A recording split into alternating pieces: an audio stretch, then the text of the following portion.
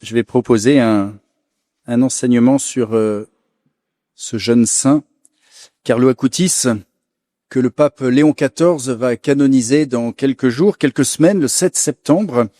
Ce jeune Italien dont la vie est un miracle pur, et qui est un saint eucharistique, un nouveau saint eucharistique absolument prodigieux, et qui va mourir à 15 ans seulement.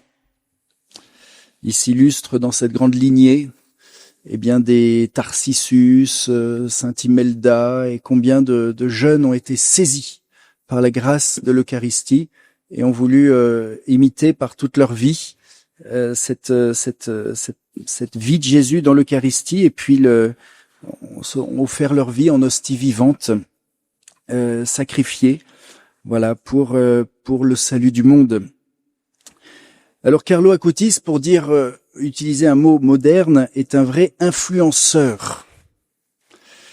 On parle des influenceurs aujourd'hui. Alors d'abord influenceur de la jeunesse, mais on va dire aussi influenceur des baptisés, de vous et moi, pour approfondir une spiritualité eucharistique incarnée, pleine d'amour pour Jésus dans l'Eucharistie, et puis toute tournée vers le prochain. Lorsqu'on regarde les photos de Carlo Acutis, on le voit souvent avec un sac à dos qui nous rappelle que c'est un pèlerin, un homme toujours en route, un garçon toujours en route, et qui avance vers sa destination, vers le ciel, sa patrie. Et tout ce qui compte pour lui, c'est d'aller au ciel, un vrai pèlerin de l'infini, toujours à la recherche de l'absolu. Alors Carlo est né à Londres en 1991 de parents italiens, non voire peu pratiquants. L'enfant est tout de même baptisé et il va recevoir une instruction catholique. Pour lui, le baptême, c'est le commencement, le premier don de Dieu. On devient héritier du royaume. Quelle merveille! Il écrit ceci. Alors je vais souvent faire parler Carlo Acutis. C'est ça qui est intéressant pour nous, surtout dans la deuxième partie de cette petite présentation, où on pourra découvrir aussi la profondeur, la richesse de sa spiritualité. Alors il dira à propos du baptême, les âmes, le baptême permet aux âmes de se sauver grâce à leur insertion dans la vie divine. Les gens qui participent à un baptême se polarisent trop souvent sur les confettis, les bonbons et la robe blanche, qui font partie de la fête, mais ils ne se soucient absolument pas de comprendre le sens de ce grand don que Dieu fait à l'humanité, devenir enfant de Dieu. Alors Carlo est un enfant passionné par la vie, qui s'attire naturellement l'amitié de tous. Sa nourrice polonaise lui apprendra se montrer toujours pacifique auprès des enfants, un peu agressifs. Il disait, le Seigneur ne serait pas content si je réagissais avec violence. Alors Carlo a une enfance relativement ordinaire. Il aime les animaux, surtout les chiens. Il fait des vidéos comiques avec son téléphone, mettant ses chiens en situation comique. Il aime le foot, il apprend le saxophone, et bien sûr, il se passionne pour l'informatique. Mais au-delà de tout ça, la vraie passion de Carlo, c'est Jésus-Christ. Il est attiré par Jésus, et son seul désir, dès son plus jeune âge, c'est d'être saint. Il disait, mon secret, c'est d'avoir un contact quotidien avec Jésus. Le lieu qui l'affectionne tant est Assise, où ses parents avaient une résidence secondaire. C'est là que sa dépouille se trouve actuellement. Assise, il disait, le lieu où je me sens le plus heureux.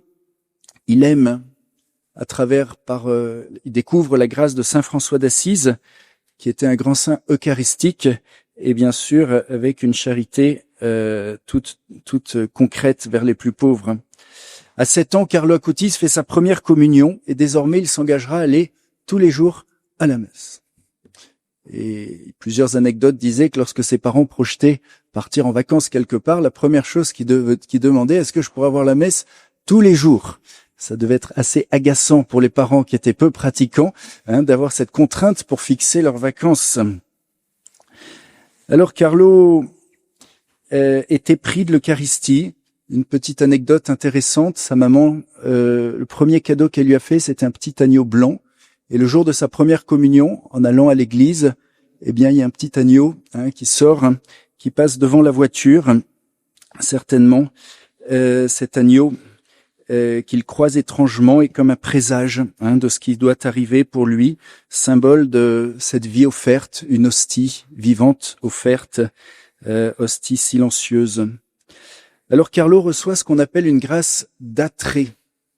Une grâce d'attrait, c'est un cadeau que le Seigneur peut nous donner, un attrait profond pour l'Eucharistie. Vous vous souvenez de Jean chapitre 6 où Jésus dit « Nul ne peut venir à moi si le Père ne l'attire ». C'est-à-dire pour aller à l'Eucharistie, pour aimer l'Eucharistie, eh bien le Seigneur, c'est le Père qui donne cette grâce d'être attiré par l'Eucharistie. Cette grâce, il faut la demander. Et Carlo, bien sûr, l'avait reçue abondamment, et il avait cette soif irrésistible de l'amour eucharistique pour Jésus. Alors Carlo était un jeune qui aimait la pureté, de parole, de cœur, de corps, bien sûr. Les nombreuses amitiés de l'adolescent se maintenaient dans les limites d'une chasteté sans compromission. Il fuyait les familiarités, et une jeune fille témoignera de sa fidélité inconditionnelle à l'enseignement de l'Église, et puis aussi sur les questions d'avortement, où il savait s'engager en classe lorsqu'on faisait des débats sur ce sujet-là. Et pour lui, il voulait toujours défendre la vie humaine et rappeler que, bien sûr, l'avortement est la suppression d'une vie, un homicide. En même temps, Carlo, cet homme, ce garçon vertueux, détestait les blasphèmes, et puis aussi cette tyrannie du monde par rapport aux différentes modes vestimentaires. Alors pour Carlo, rien n'est plus grand que la messe. Alors je vais citer Carlo. Peu importe si l'église n'est pas la plus belle, peu importe si le curé ne fait pas la meilleure homélie, peu importe si ceux qui animent la liturgie vous cassent les oreilles, une seule chose compte, Dieu est là. Ensuite, un peu plus loin, il dit, il a écrit beaucoup de notes sur un cahier personnel, et c'est sa mère, à sa mort, qui a publié ceci, surtout dans le petit livre « Le secret de mon fils » que je vous invite à lire. Si les chrétiens comprenaient ce qu'est la messe, ils se battraient pour entrer dans l'Église, pour ne plus la quitter, car c'est vraiment un acte créateur de vie en nous. C'est la vie même de Jésus. La messe est quelque chose de grand qui se passe en nous, dans notre vie, dans lequel nous sommes impliqués avec Jésus, comme si nous étions co-immolés avec lui. Alors, il n'a pas fait de théologie, vous savez qu'il voudra être prêtre, il pourra jamais être prêtre, mais c'est quand même incroyable pour quelqu'un qui a jamais étudié la théologie d'exprimer tous ces mystères avec souvent quelques mots qui pourraient être un petit peu maladroits, mais qui sont tellement beaux, tellement lumineux et tellement profonds. Alors accueillons-les de ce jeune qui nous parle. La messe n'est rien d'autre que le sacrifice de la croix, l'unique sacrifice éternel qui se renouvelle et qui nous implique intimement dans notre appartenance à son corps. Le paradis est déjà en nous et nous sommes déjà au paradis. Mais tant que nous sommes sur cette terre, cet amour est crucifié. Ce n'est pas pour rien que Jésus a voulu rester avec nous dans son amour sacrifié dans le sacrement de l'Eucharistie. Dire que nous aimons l'autre et ne pas accepter la croix que l'autre implique est une plaisanterie. La caractéristique de l'amour sur cette terre sera toujours un amour crucifié. Uni à Jésus, son amour crucifié nous engendre. Or, c'est la croix qui donne la vie, non la mort. La croix donne la résurrection, donc ce n'est ni la tristesse ni le désespoir. Ce serait du désespoir si nous souffrions pour ceux qui ne vivifient pas. Dans l'Eucharistie, cette osmose a lieu. L'amour sacrifié du Christ me prend, me transforme intérieurement dans mes sentiments, ma volonté, tout mon être. J'entre en Jésus dans son mystère le plus intime et je deviens en lui en réalisant cette communion essentielle et fondamentale avec mon Seigneur pour lequel j'ai été créé. Il passe en moi, je passe en lui. Si vous commencez à aller à la messe tous les jours, vous verrez, vous ne pourrez plus vous arrêter. Et je vous promets que cela vous arrivera si, avant, vous ne trouviez pas le temps de faire quoi que ce soit. Après avoir été à la messe, vous trouverez le temps de tout faire. Faites-en l'expérience. Les saints se sont à la fois les plus actifs et ceux qui passent le plus de temps dans la prière. Comment est-ce possible? Ça fait partie des grands paradoxes divins. Plus on aime Dieu, plus c'est Dieu ensuite, dans cet acte de foi que je pose dans la prière, qui me permettent de faire tout ce que j'ai prévu, et bien plus, et je le fais avec sa grâce. Alors, Carlo, un jour, prend cette fameuse autoroute, vous savez, l'autoroute dite des lacs, de Milan à Varèse. C'était la première autoroute qui avait été construite en 1924. C'était un projet futuriste assez extraordinaire qui voulait le but de relier deux villes plus sûrement, plus directement et plus rapidement. Alors c'était un garçon intuitif, qui avait beaucoup d'intuition, et cette intuition profonde qu'il ne cessera de répéter. L'Eucharistie, c'est mon autoroute du ciel, pour y aller plus sûrement, plus rapidement et plus directement. Et il ajoute, tu vas directement au ciel si tu vas à l'Eucharistie tous les jours. Alors, au moins c'est clair. Carlo se passionne pour l'informatique. On connaît ses talents qu'il mettra tout de suite au service du site internet de son collège. Un professionnel de la programmation qu'il avait rencontré était étonné par ce jeune qui n'avait jamais étudié l'informatique, mais qui avait en tout cas tout compris, qui était capable de faire des choses extraordinaires. Il disait qu'il était extrêmement intuitif. Alors en classe, il va d'abord aider ses camarades dans les difficultés scolaires, mais ensuite, rapidement, il veut surtout les aider à découvrir la foi, à recevoir la foi. Il va s'engager à 14 ans comme catéchiste et il va préparer les jeunes à faire leur confirmation pour les aider à progresser spirituellement. Il a inventé un petit kit. Alors voilà le programme de Carlo aux jeunes qu'il catéchise. Alors il écrit ceci. Je veux vous donner quelques-uns de mes secrets très spéciaux qui vous aideront à atteindre rapidement le but de la sainteté. N'oubliez jamais que vous pouvez vous aussi devenir un saint. 1. Vous devez d'abord désirer de tout votre cœur. Et si vous ne le désirez pas encore, vous devez le demander avec insistance au Seigneur. 2. Essayez d'aller à la messe tous les jours et recevoir la Sainte Communion. 3. Si vous le pouvez, faites quelques moments d'adoration eucharistique devant le tabernacle où Jésus est réellement présent. Et vous verrez comme votre niveau de sainteté augmentera. 4. N'oubliez pas de réciter le Saint-Rosaire tous les jours. 5. Lisez chaque jour un passage de l'Écriture sainte pour vous-même. 6. Si vous le pouvez, confessez-vous chaque semaine, même pour les péchés véniels. Et 7. Prenez souvent des résolutions et adressez des requêtes au Seigneur et à la Vierge Marie pour venir en aide aux autres. Et enfin, demandez l'aide de votre ange gardien qui doit devenir votre meilleur ami. Alors ça c'est notre catéchiste qui enseignait ces conseils-là, 7 points. Et si on fait ça, on est tout de suite un saint. Alors Carlo va se lier d'amitié avec un jeune qui était dans sa famille, Rajesh, c'est un employé de la maison de religion hindoue, et voilà qui va bien sûr s'efforcer d'évangéliser cet hindou pour lui parler avec cette conviction et son amour de Jésus et de Jésus dans l'Eucharistie. Nous savons que Rajesh finira par recevoir le baptême, fera sa première communion, et Rajesh écrivait ceci ensuite, les vertus, lui disait Carlo, s'acquièrent principalement par une vie intense sacramentelle, et c'est l'Eucharistie qui en est certainement le sommet. À travers ce sacrement, le Seigneur nous fait devenir des personnes complètes, faites à son image. Alors, être toujours unis à Jésus, voilà le but de ma vie, nous dit Carlo. Suffit-il pour cela d'aller à l'église ? Oui et non. Il faut bien sûr vivre en présence de Dieu à tout moment.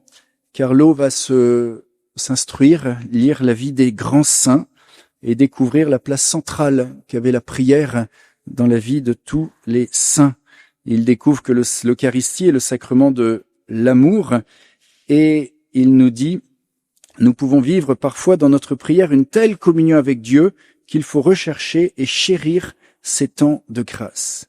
Et puis ensuite, il explique qu'il ne recherche plus les maîtres de ses livres, mais le maître par excellence qui est Jésus dans l'Eucharistie.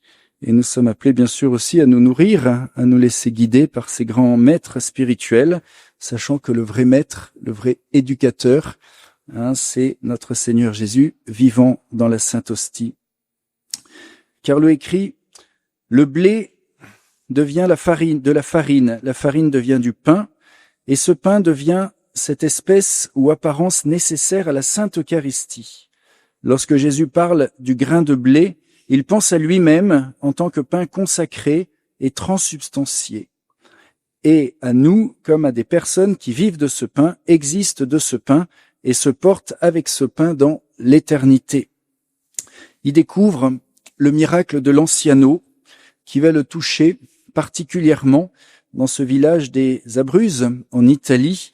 On vénère depuis l'année 750, le 8e siècle, une hostie qui est miraculeusement transformée en chair et en sang au moment où le prêtre prononçait la parole de consécration.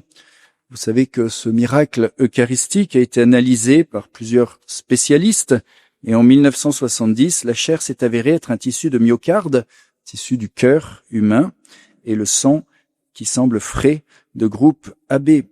Alors pour Carlo, c'était l'assurance que dans l'Eucharistie, nous avons le don du Sacré-Cœur. C'est le cœur de Jésus que j'adore lorsque je vais prier devant le Saint-Sacrement.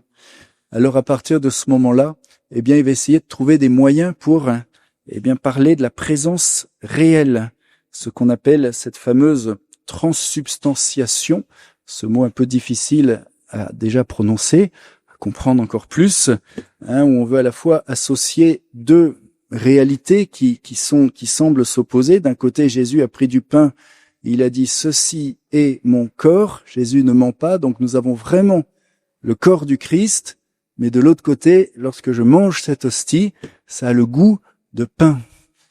Et donc c'est pour ça que les théologiens, à partir de ces paroles, cette réalité, ont trouvé ce mot, qui nous rappelle que nous avons la réalité du pain qui devient la substance du pain, qui devient la substance du corps du Christ, mais les apparences qui sont miraculeusement préservées sans leur sujet.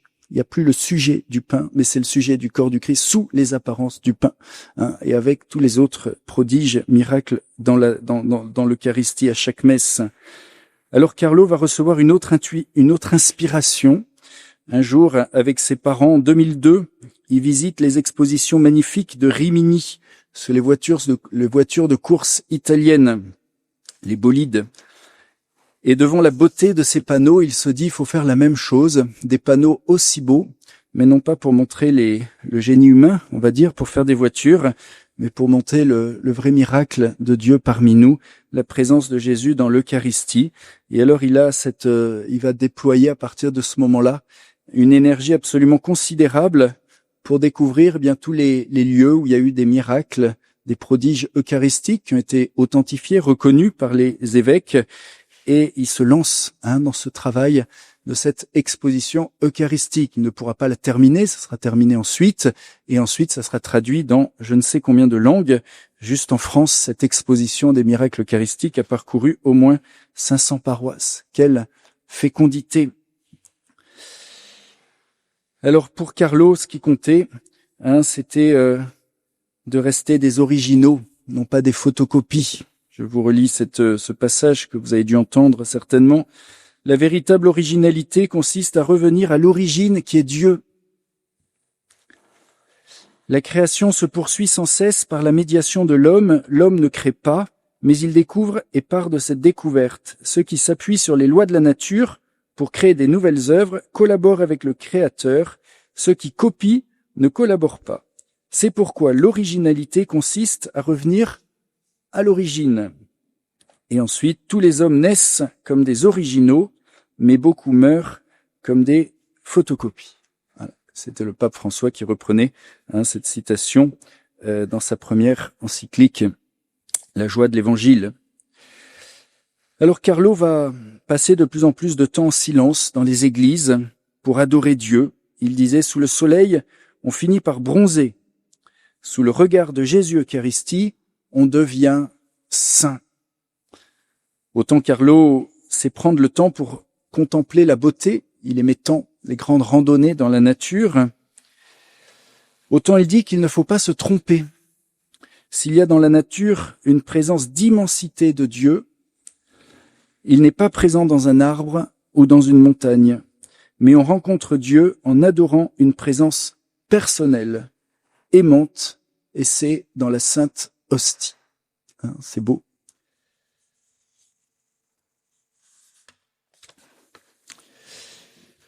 Carlo nous invite à adorer, bien sûr, c'est dans le cœur que tout se passe, mais aussi à faire participer le corps, selon ce verset, « Prosternez-vous devant celui qui a fait le ciel et la terre, la mer, les sources des eaux. » Alors il explique avec un peu d'humour, « Lorsque vous assistez à la messe, vous devez manifester par votre corps votre foi. » Il évoque par là l'agenouillement.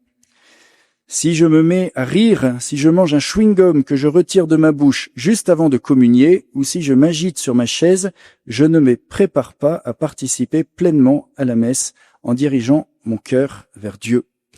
C'est vrai que lorsque je mets mon corps en adoration, eh bien mon cœur naturellement se met en adoration. Bien sûr que c'est dans le cœur que ça se passe, mais nous sommes des êtres unifiés, notre corps et notre âme qui font un, et les deux sont appelés à participer, dans la mesure du possible, à cette adoration de Jésus dans l'Eucharistie. Alors Carlo nous dit, tous nous avons été créés potentiellement saints, mais Dieu nous a créés libres de faire le bien ou le mal.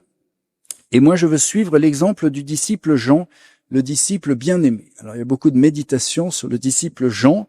Il voulait imiter celui qui, à la dernière scène, s'est penché sur le côté, sur le cœur de Jésus. Il a fait cette expérience de cet amour personnel, inconditionnel, et il découvre que, en venant adorer le Saint-Sacrement, eh bien, je fais la même démarche, même geste que Jean, en reposant sur le côté de Jésus, et je repose aujourd'hui sur le cœur eucharistique du Christ. Alors il disait, Carlo répétait avec ferveur, Jésus est présent de la même façon qu'il l'était il y a 2000 ans, au temps des apôtres, au Saint-Sacrement. Au Saint-Sacrement, Jésus est présent de la même façon qu'il était il y a 2000 ans, au temps des apôtres, à la différence près qu'à l'époque, les disciples devaient se déplacer continuellement pour le voir. En revanche, aujourd'hui, nous sommes plus privilégiés qu'eux, puisque Jésus nous attend dans n'importe quelle église proche de chez nous. Il faut la foi. Il dit encore, nous avons Jérusalem au pas de la porte. Alors une autre anecdote que je trouve extrêmement forte.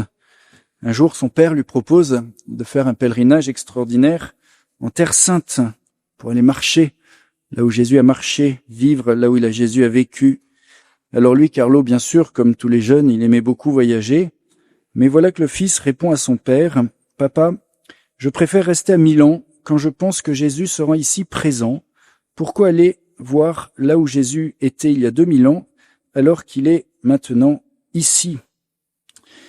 Et ensuite, Carlo constate avec à quel point les tabernacles de Milan sont délaissés. Et cela va le faire gémir beaucoup intérieurement, en pensant à toutes ces églises vides, avec personne dedans.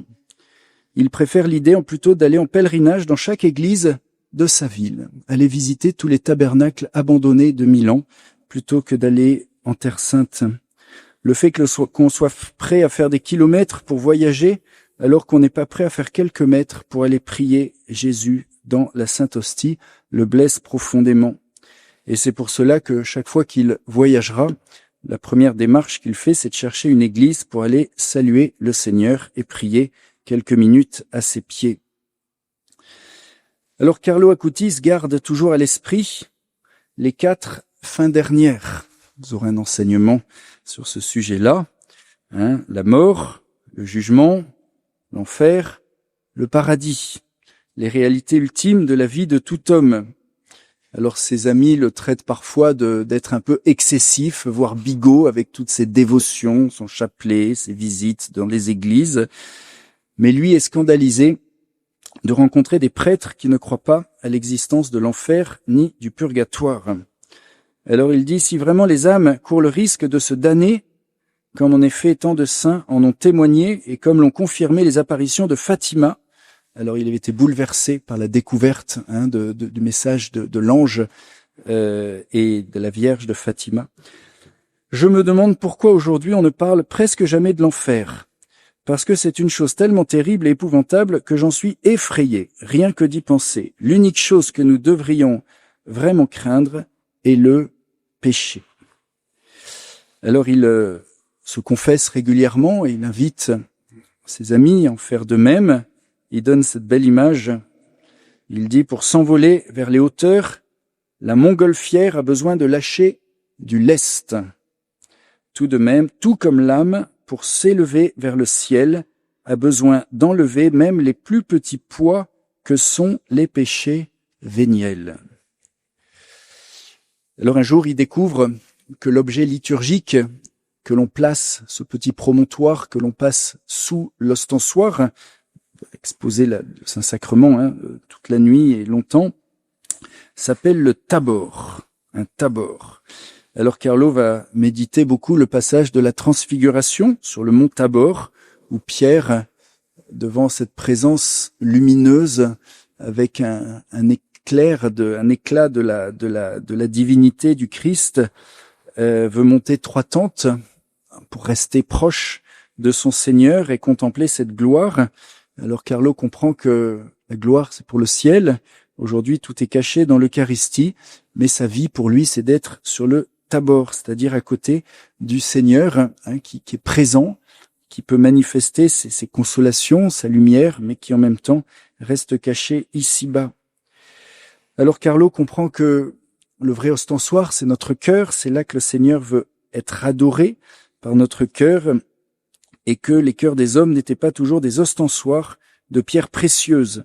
Il déplore le peu de place dans les cœurs pour la présence de Jésus et toutes les excuses pour ne pas avoir le temps pour l'adorer. Alors il écrit ceci.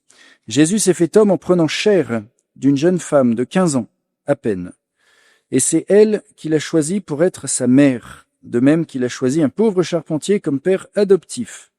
Quand il est né, ils ont été rejetés par tous ceux qui refusaient de les héberger, et ils n'ont trouvé qu'une grange pour s'abriter. Quand on y pense, être accueilli dans une pauvre grange à Bethléem, c'est toujours mieux que d'être accueilli dans une maison où l'on ne veut pas de lui. Même si elle est misérable, la grange sait recevoir avec plus de dignité et que toutes les plus belles maisons qui n'ont pas su lui faire place. Que Dieu choisisse la pauvreté plutôt que la richesse, pour moi, c'est tout juste incroyable. Et Carlo continue sa méditation en expliquant que cette nouvelle grange, c'est bien sûr son cœur, et c'est là que le Seigneur veut être accueilli et adoré aujourd'hui. Alors, il propose des méditations. Je pense que c'est notes privées. Je ne sais pas s'il écrivait ça en méditant devant le Saint-Sacrement ou dans sa chambre avant de se coucher. Alors, j'ai 2 paragraphes avec plusieurs phrases, un petit peu longs, mais c'est intéressant de l'écouter simplement et de voir son style, son langage. Il veut parler de la grâce de l'inhabitation de la Sainte Trinité. C'est le Père, le Fils, Saint-Esprit qui habitent en nous par le baptême. Et cette présence qui est augmentée, qui est intensifiée à travers l'Eucharistie. Alors bien sûr, Carlo comprend que Jésus prolonge son incarnation, cette incarnation qui a duré 33 ans sur terre. Il la prolonge aujourd'hui sous les apparences du pain dans l'Eucharistie. Et il rappelle, comme je vais le lire, que l'âme qui reçoit Jésus dans l'Eucharistie que pour l'âme qui reçoit Jésus, peut-être rien ne change de l'extérieur, mais en fait tout change de l'intérieur. Alors il écrit ceci. Lorsque Jésus a revêtu la nature humaine et s'est fait homme, il est descendu sur notre planète, non pas comme un extraterrestre, mais comme l'un, L, grand U, N, un, qui est vivant hors du temps et de l'espace et qui est entré dans sa condition dans le temps et l'espace, incorporant, assimilant, jumelant, joignant sa nature à la nôtre. Jésus est donc devenu, comme le dit saint Paul, tout en tous. Il a pris de cette planète la vraie réalité, la vraie substantialité de cette planète Terre qui fait partie de la création, donc de l'un. Avant l'incarnation, l'humanité emprisonnée dans sa culpabilité originelle et actuelle avait plongé le fil des siècles dans un abîme qui semblait insondable, insurmontable. Or, à un moment donné, l'amour l'a emporté sur la justice, la miséricorde sur la punition, et l'incarnation a vaincu le péché. C'est sa petite méditation que je lis. Cette planète qui a vu pendant une génération la deuxième personne de la Trinité incarnée n'est plus ce qu'elle était auparavant. Oui, astronomiquement, scientifiquement, géologiquement, c'est peut-être la même qu'avant, mais du point de vue de l'évangile de l'incarnation, ce n'est plus la même planète. Elle est incorporée dans l'éternité, dans un dessein d'amour divin, de sorte que nous sommes vraiment incorporés depuis 21 siècles dans ce dessein. Nous devons penser à cette habitation comme à une appropriation de la planète de la part de Jésus, ce même Jésus qui s'y déplace maintenant encore dans l'Eucharistie comme dans la foi, au milieu de nous, de sorte qu'il marche parmi nous, qu'il vit parmi nous, qu'il partage notre vie quotidienne, dans l'Eucharistie comme dans la foi, si bien que nous devons considérer cette demeure comme la véritable demeure du Christ sur cette planète Terre. Alors je continue. Par conséquent, lorsque nous communions, Jésus qui demeure en nous pendant un quart d'heure, caché sous les espèces du pain et du vin, là on vous invite à faire un petit quart d'heure d'action de grâce, parfait. Alors Jésus est substantiellement présent. Il vit vraiment dans le sens que j'ai dit précédemment, c'est-à-dire qu'il partage notre vie quotidienne et il continue de faire après que les espèces du pain et du vin se sont retirées par sa grâce, sa demeure en nous. Ainsi nous devenons sa maison, sa demeure, pour que Jésus présent, vivant et vrai ne soit pas simplement un fait de foi, mais un fait de vie. Alors c'est ces termes, C'est-à-dire que Jésus est avec moi, je suis avec lui, et c'est un fait éminemment personnel, individuel. Cette relation directe entre Jésus et moi s'opère par l'Eucharistie. Alors pour Carlo, la prière, c'était pas toujours facile. Il avait son esprit qui partait dans tous les sens, comme nous souvent, les distractions, les soucis de la vie, les idées qui peuvent nous décourager, nous convaincre que nous ne savons pas adorer. Alors pour Carlo, il dit méditer, ça n'est pas sorcier. Il dit je m'aperçois que plus j'aime Jésus, moins je me distrais. Et maintenant je veux l'aimer complètement. Il me regarde, je le regarde, ce regard m'enrichit. Je laisse le Seigneur m'observer, il creuse en moi, il façonne mon âme, il la moule. Il est réellement présent, il n'est pas une intention, il est là en personne. Si tout le monde pouvait être conscient de cela, comme le monde changerait, si tout le monde croyait à cette vérité-là, comme leur existence changerait pour le mieux. Alors, cet amour pour le Christ va ensuite se traduire dans un amour authentique pour le prochain, l'amour de Dieu, l'amour du prochain, qui sont intimement liés. Il dit Jésus est amour et plus on se nourrit de lui, plus on augmente notre capacité à aimer. Dans la vie de Carlo rayonne ce qu'on appelle une véritable cohérence eucharistique. En l'Eucharistie, il contemple son Dieu qui s'offre, si pauvre, si vulnérable, sous les apparences du pain. Alors Carlo va chercher toutes sortes d'opportunités de volontariat pour servir, s'engager auprès des plus pauvres et des plus vulnérables. Par exemple, il recevait beaucoup de cadeaux, il venait d'une famille aisée, et pour cela, il aimait donner ses cadeaux d'anniversaire. C'était pas facile de le faire. Et donc, ce qu'il allait faire, il s'est engagé avec les Capucins de Milan, qui servaient plus de 5000 repas par jour à des personnes dans le besoin. Et c'est en faisant ceci qu'il pouvait en profiter pour donner les cadeaux qu'il avait reçus aux garçons, aux enfants les plus pauvres qu'il rencontrait là-bas. Il va même rejoindre l'équipe des bénévoles qui participent au service des repas. Alors il aime les saints, tous les saints, et spécialement ceux qui s'étaient consacrés aux plus petits. Et il aimait bien sûr Mère Teresa de Calcutta, tout spécialement. Il écrit Beaucoup parlent des pauvres, mais peu parlent aux pauvres. Ne cherchez pas Jésus dans les pays lointains, il n'y est pas. Il est près de vous, il est avec vous. Si vous avez des yeux pour voir, vous trouverez Calcutta dans le monde entier. Les rues de Calcutta mènent à la porte de chaque cœur. Je sais que vous aimerez faire un voyage à Calcutta, mais il est plus facile d'aimer les gens au loin. Il n'est pas toujours facile d'aimer les gens d'à côté. Alors ensuite, il médite, il reconnaissait cette présence vivante de Jésus dans les pauvres, les malades, et c'est surtout face à la souffrance humaine qu'il voyait le Christ crucifié. C'est pourquoi il essayait de poser pour eux toutes sortes d'actes concrets de charité, car les aider, pour lui, c'était soulager Jésus crucifié. Lorsqu'il leur donnait, par exemple, une couverture ou un sac de couchage, eh bien, son esprit se tournait vers Jésus qui, à Bethléem, eh bien, dans la nuit de sa naissance, n'avait rien, où on lui avait tout refusé. En d'autres mots, faire quelque chose pour les pauvres signifiait toujours le faire pour Jésus. Alors revenons à ces méditations eucharistiques. Aller au pied du tabernacle est aller à la source de la grâce et la source de la sainteté.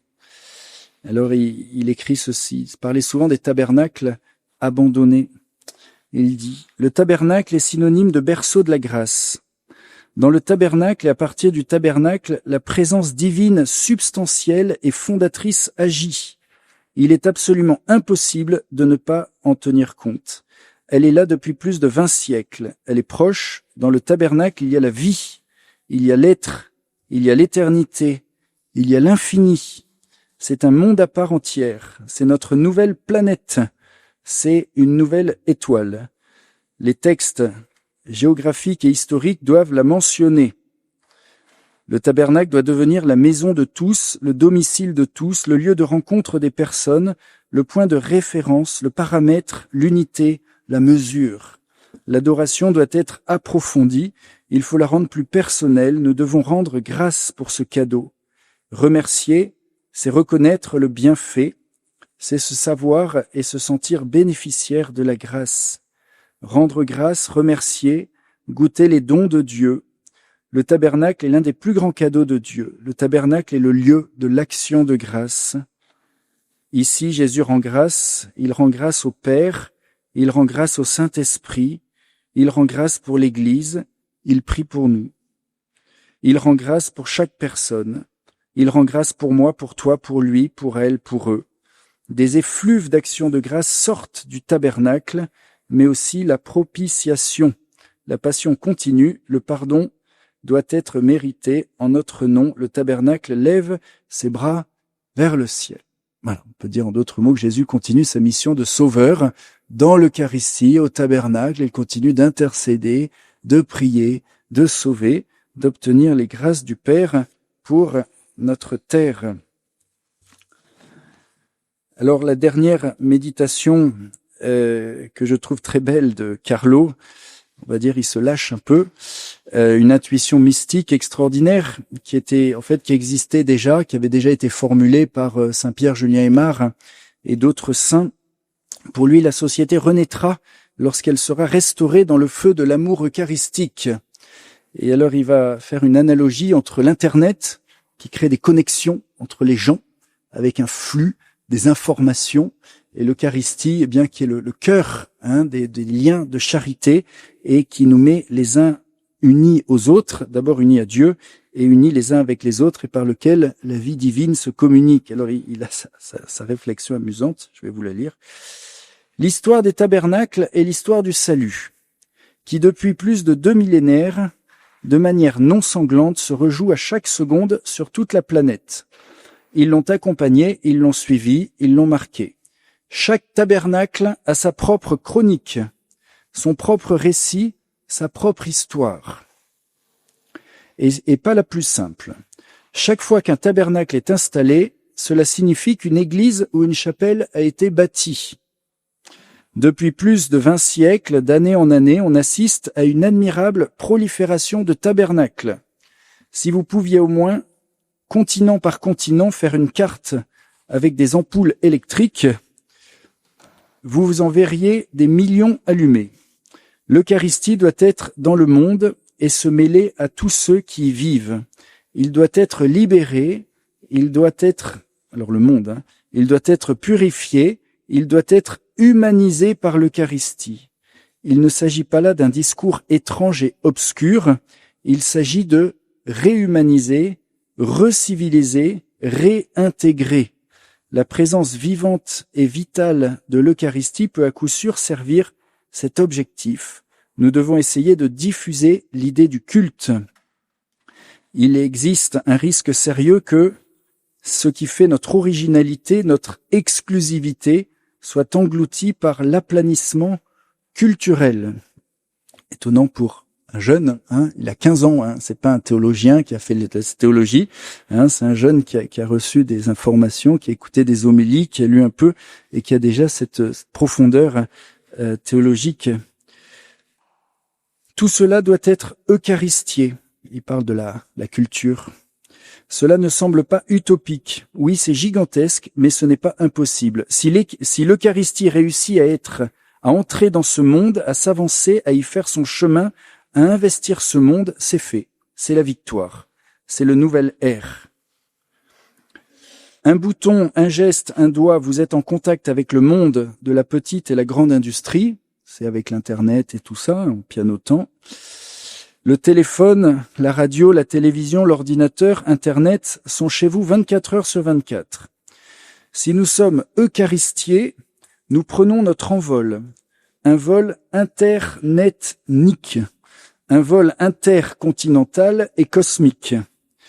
Tout nous dépasse. Si nous parvenons à l'eucharistier, c'est tout. C'est le tout. Si nous réussissons, il se forme alors un courant impétueux dans lequel tout est pris, collecté, incorporé, massifié. Puisque l'Eucharistie existe de manière substantielle et vitale, ce courant doit la transmettre. C'est un courant qu'on appelle multimédia, c'est un flux énorme, c'est un afflux énorme, c'est un océan de nouvelles, d'idées, de paroles, de conseils, de suggestions, de propositions, d'insinuations, d'initiatives, d'interférences.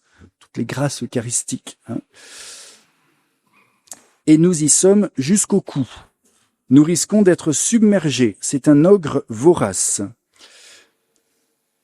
C'est l'occasion, je ne voudrais pas dire la dernière, d'introduire l'Eucharistie dans la danse, presque avec impétuosité, presque avec arrogance, pour en parler, pour en discuter.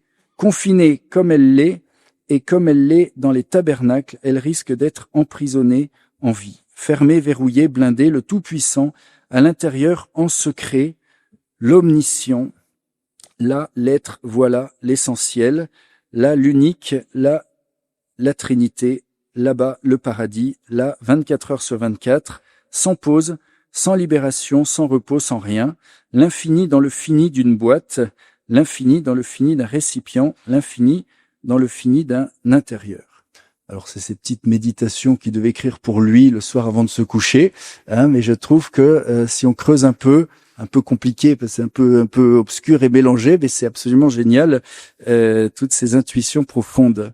Et alors il dira ensuite, la chapelle d'adoration eucharistique perpétuelle, plein d'autres dedans, ressemblera à une centrale nucléaire qui répandra la lumière du Christ sur le monde entier, déversant sur tous d'abondantes grâces et de bénédictions. Voilà, comme je disais, dommage qu'il n'était pas missionnaire de la Sainte Eucharistie avec nous. En tout cas, il est spirituellement et certainement par son intercession du haut du ciel. Alors, au début d'octobre, je conclus avec... en 2006, Carlo a 15 ans et demi, il tombe malade et les symptômes font penser à une simple angine. Les parents ni les médecins ne s'inquiètent. Et puis voilà que le jeune homme a comme une intuition intérieure. Il dit à ses parents, « J'offre au Seigneur, pour le pape, pour l'Église, toutes les souffrances que j'aurai à endurer et aussi pour aller droit au ciel sans passer par le purgatoire. » Offrir ses souffrances pour le pape, pour l'Église. C'est beau. Le dimanche suivant, il est dans une extrême faiblesse. On le conduit immédiatement à la clinique. Et voilà que les examens révèlent la terrible réalité, cette leucémie aiguë, une forme les plus agressives de cancer du sang. Lorsqu'il apprend la gravité de sa maladie, le garçon veut presque rassurer, consoler sa mère. Il s'écrie: le Seigneur me réveille. L'assistance respiratoire s'avérera peu efficace. Carlo est transféré au grand hôpital de Monza en Italie. Le prêtre lui administre les sacrements. Son état s'aggrave rapidement et lui occasionnant de grandes souffrances. Alors il tombe dans le coma très vite, le 11 octobre, avec une hémorragie cérébrale, et puis c'est son cœur qui lâchera le lendemain. Alors juste après, les parents de Carlo le font transporter son corps à la maison, et voilà que pendant 4 jours vont suivre un défilé continuel de personnes connues, inconnues, des grands, des pauvres, des petits, toutes ces personnes qu'il a rencontrées, aimées, touchées. Une foule immense assiste à ces obsèques et beaucoup doivent rester à l'extérieur, faute de place. Voilà que Carlo est entré dans la gloire céleste. Alors il nous dit, voilà en conclusion, ce qui nous rendra vraiment beaux aux yeux de Dieu, ce sera la façon dont nous l'aurons aimé et nous aurons aimé notre frère. Alors Carlo est le saint que le Seigneur nous donne aujourd'hui avec cette future canonisation, comme un exemple bien sûr pour la jeunesse d'aujourd'hui, lui mais pour tout baptisé, lui dont la vie fut si brève mais si intense, lui ce génie informatique, mais on va dire surtout cet ami de Jésus dans la Sainte Hostie, ce bon serviteur fidèle, cet apôtre zélé et cet ami des plus petits. Merci beaucoup.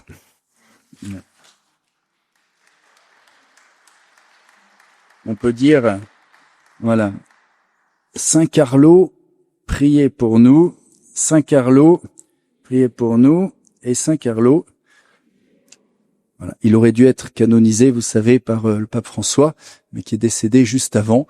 Donc c'est pour ça que la canonisation a été reportée de quelques semaines, mais on peut déjà le prier et certainement obtenir beaucoup de grâce de son intercession. Merci.